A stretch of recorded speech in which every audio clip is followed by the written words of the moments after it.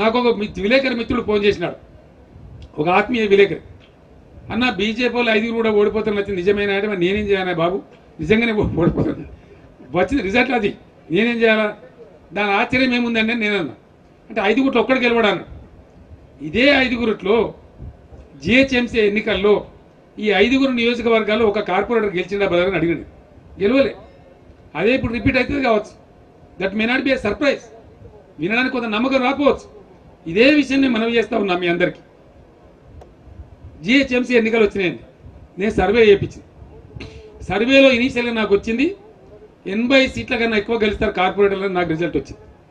2 నెలల ముందు నేను చెప్పిన ఆ సంగతి, 2 months బిఫోర్, అది టీవీలలో ఉన్నాయి, రికార్డ్స్ కూడా ఉన్నాయి. 2 months బిఫోర్ నేను చెప్పిన 80 సీట్ల పైచిలకు టీఆర్ఎస్ గెలుస్తుందని సర్వేలో వచ్చింది అని నేను చెప్పాను. ఈ బాల్క సుమన్, కేటీ రామారావు వీళ్ళంతా ఎలక్షన్లో తిరుగుతున్నారు. తిరిగే టైంలో వాళ్ళకి అర్థమై మేము 100 సీట్లు గెలుస్తామని వీళ్ళు ప్రకటించారు. వీళ్ళు ప్రకటించగానే ఆయన పేరు సిపిఐ నారాయణ, ఆయన 30 సీట్లు దాటితే ముక్కు పోసుకుంటాను మాట్లాడినాను.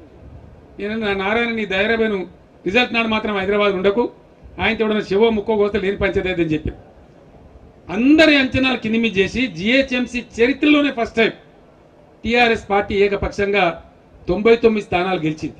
ఇది వాస్తవం కాదా? జరగలేదా జిహెచ్ఎంసీలో? మీరే చూసిన కదా, మీరే కొట్టాడని కదా, ఈ 2 పార్టీలే కదా, ఇదే బీజేపీ ఇదే కాంగ్రెస్ కదా. మీకు ఏ విధమైనటువంటి తీర్పు వచ్చింది ఇక్కడ? కాబట్టి ఈరోజు తెలంగాణలో కూడా వాస్తవాలను గమనించి మాకు మేలు చేస్తారు, ఎవరు చేస్తారు అనుకుంటే ప్రజలు వాళ్ళకు సపోర్ట్ చేస్తారు, డెఫినెట్గా చేసినారు. జిహెచ్ఎంసీ ఫలితమే రేపు రాబోయే జనరల్ ఎలక్షన్లో పునరావృతం కావచ్చు. It may not be a wonder. తమిళనాడులో జరిగింది ఒకసారి, డిఎంకే పార్టీ మొత్తం తుడిచిపెట్టకపోయి ఒకడే ఒక కరుణానిధి గెలిచిండండి, ఓన్లీ 1%. నేను ఒక్కరిని అసెంబ్లీకి ఏం పోవాలని చెప్పి ఆయన కూడా రాజీనామా చేసేసి అసెంబ్లీలో అపోజిషన్ లేకుండా ఆ రోజు ఏఐడిఎంకే పార్టీ గెలిచింది.